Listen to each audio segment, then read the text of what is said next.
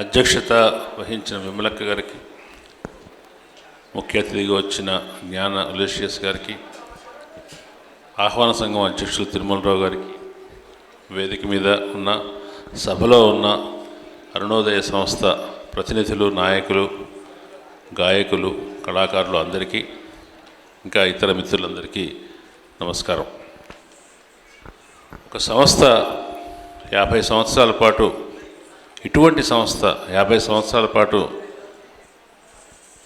బతికి బట్టగట్టిందంటే, ఇప్పటికీ ఇంత బలగంతో ముందుకు నడుస్తుందంటే అది తప్పనిసరిగా ఒక విశేషం.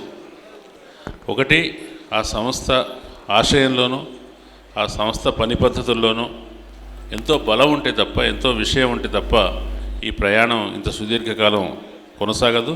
ఇంకా కూడా సుదీర్ఘకాలం ఇది కొనసాగుతుందనే వాగ్దానాన్ని కూడా ఈ సంస్థ ఇప్పుడు మనకి ఇస్తుంది. సాంస్కృతిక రంగంలో విప్లవ ప్రజాస్వామిక భావాల్ని ప్రచారం చేస్తూ, క్షేత్రస్థాయిలో పోరాడుతున్న ఉద్యమకారులను ప్రస్తుతిస్తూ, వాళ్ళ గురించిన కథల్ని, గాథల్ని ప్రచారం చేస్తూ, ప్రజల్లో ఉద్దీపన కలిగిస్తూ 50 సంవత్సరాల పాటు గొప్ప చరిత్రను మూటగట్టుకున్న అరుణోదయకు అభినందనలు తెలియజేస్తున్నాను. ఈ 50 ఏళ్ల మహాసభల సందర్భంగా సంస్థ తన ముందు ఏమి చేయాలి, తన కర్తవ్యాలు ఏంటి, వచ్చిన దారిని ఎట్లా సమీక్షించుకోవాలి, ఇప్పుడు తక్షణ అవసరమైనటువంటి ఐక్యతను సమాజంలోనూ వివిధ ప్రజాస్వామిక సాంస్కృతిక సంస్థల మధ్య ఎట్లా సాధించుకోవాలి అనే ప్రశ్నల్ని చర్చిస్తుంది. చర్చిస్తుందని, తాను చర్చిస్తున్నానన్న విషయాన్ని ప్రజలతో కూడా తెలియజేసింది ఈ సందర్భంగా, సభల సందర్భంగా. నిజానికి ఇవాళ పరిస్థితి ఏంటి, రాజకీయ పరిస్థితి ఏంటి, రాజకీయ ఆర్థిక పరిస్థితి ఏంటి, ఇప్పుడు ముంచుకొస్తున్న ప్రమాదాలు ఏమిటి అనే విషయంలో విప్లవ సంస్థలు అన్నిటి అవగాహనలో పేచీ పడాల్సింది కానీ, అవగాహనలో లోపం కానీ ఏమీ లేదు.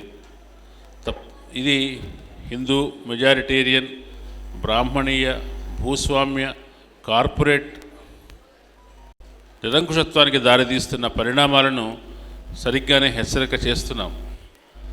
మనం విషయాన్ని, క్షేత్రస్థాయిలో ఉన్న పరిస్థితిని అర్థం చేసుకున్నాం, కానీ దాన్ని ఎదుర్కొనే వ్యూహంలో ఏమన్నా సరిగ్గా ప్రయాణిస్తున్నామా, పొరపాట్లు చేస్తున్నామా అనే విషయంలో తప్పనిసరిగా సమీక్షించుకోవాల్సిన అవసరం ఉంది ఏ సంస్థ అయినా కూడా.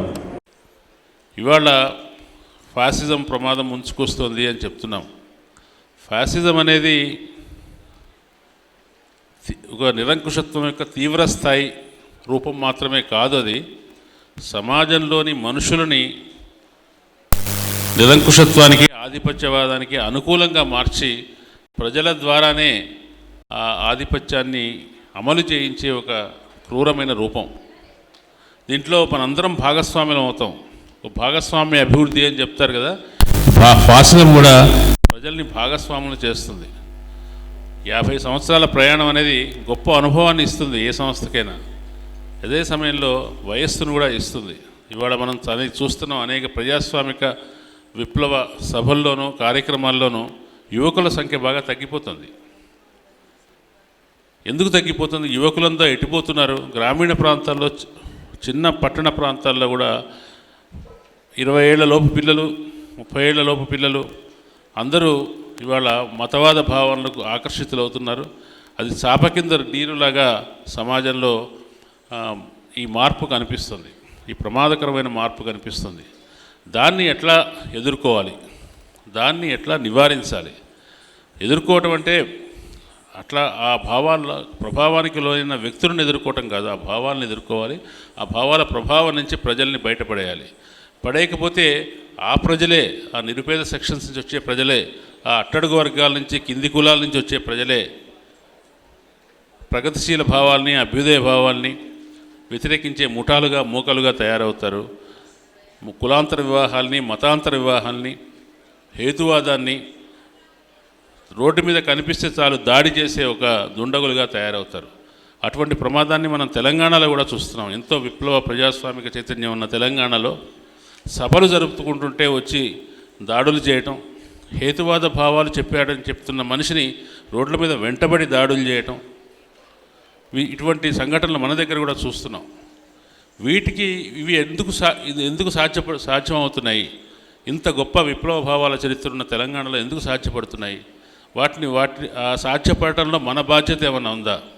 మనం సరిగ్గా ప్రజల్ని అటువైపు వెళ్లకుండా మనం ఏమైనా నివారణ చేయగలిగామా అనేది కూడా అన్ని ప్రజాస్వామిక సంస్థలు ఆత్మవిమర్శ చేసుకోవాలి.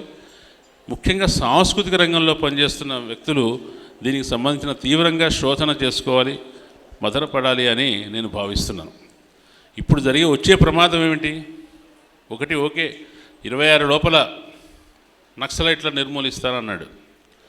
ఓకే, వాళ్ళు ఎక్కడో ఉన్నారు, వాళ్ళు ఆయుధాలు పట్టుకున్నారు, వాళ్ళ మీద సాయుధులైన భద్రతా దళాలు వెళ్ళి దాడులు చేస్తున్నాయి, ఇద్దరి మధ్య జరగట్లేదు. మొత్తానికి కొంతకాలానికి మీరు అన్నట్టుగా 2026కి వాళ్ళ నక్సలైట్లను తుడిచిపెట్టడం మీకు సాధ్యపడవచ్చు.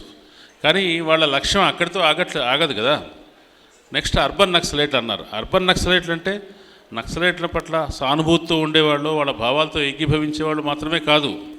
ఇవాళ కాంగ్రెస్ పార్టీ దగ్గర నుంచి ఏ ప్రతిపక్షంలో ఉన్న వాళ్ళనైనా సరే ఇవాళ అర్బన్ నక్సలైట్లని బ్రాండ్ వేస్తున్నారు. అర్బన్ నక్సలైట్లనే పరిధి చాలా పెద్దది. ఉదారవాద భావాలు, హేతువాద భావాలు, కుల వ్యతిరేక భావాలు ఇటువంటి ఉన్న వాళ్ళందరూ కూడా రేపొద్దున అర్బన్ నక్సలైట్లే అవుతారు. వీటికి వ్యతిరేకంగా ప్రజల్ని రెచ్చగొట్టడం ఇవాళ చూస్తున్నారు కదా. ప్రజల్లోనే ఒక జర్నలిస్ట్ని కొట్టడాన్ని సమర్థించే ప్రజలు ఉన్నారు. ఒక అభిమాని చచ్చిపోతే అభిమాని పట్ల కాక ఆ హీరోని మాత్రమే సమర్థించే ప్రజలు కనిపిస్తున్నారు. అంటే మనలోనే ఒక ప్రతీఘాత భావం అనేది పెరుగుతూ వస్తుంది.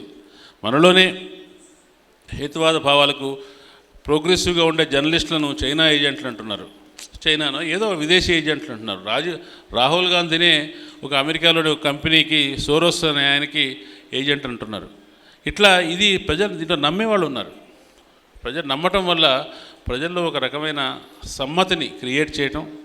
ఎవరైతే ప్రోగ్రెసివ్గా ఉంటారో వాళ్ళందరూ దేశానికి శత్రువులని, సంఘానికి శత్రువులని, హిందూ మతానికి శత్రువులని, చరిత్రకు వారసత్వానికి శత్రువులని ప్రచారం చేయటం అనేది విజయవంతంగా చేయగలుగుతున్నారు.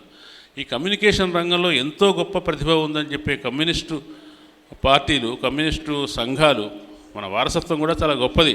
ఏంటంటే గొప్ప కమ్యూనికేషన్ స్కిల్స్ ఉన్నటువంటి సాంస్కృతిక దళాలుగా ఉన్నటువంటి వారసత్వం ఉన్న ఈ కమ్యూనిస్టు తర్వాత ఇతర ప్రోగ్రెసివ్ సంస్థలు ఎందుకు ఇవాళ మతత్వ శక్తుల సోషల్ మీడియా దాడులకి, సాంస్కృతికమైన కుట్రలకు అంత సులువుగా ఓడిపోతున్నాయి అనేది ఒకసారి మనం ఆలోచించుకోవాల్సిన విషయం.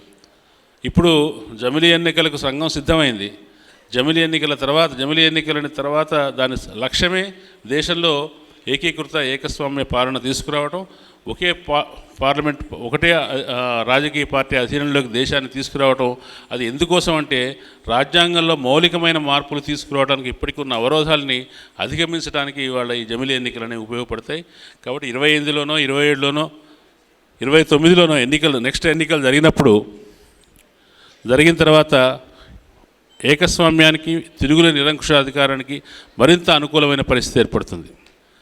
కాబట్టి దేశంలో మనం చాలా భయపడాల్సిన పరిస్థితి ఏంటంటే మన కనీసమైన ప్రాథమికమైన భావాల్ని కూడా ప్రచారం చేసుకునే, మాట్లాడుకునే ఆ విశ్వాసాలని కలిగి ఉండే అవకాశాన్ని కోల్పోతాం.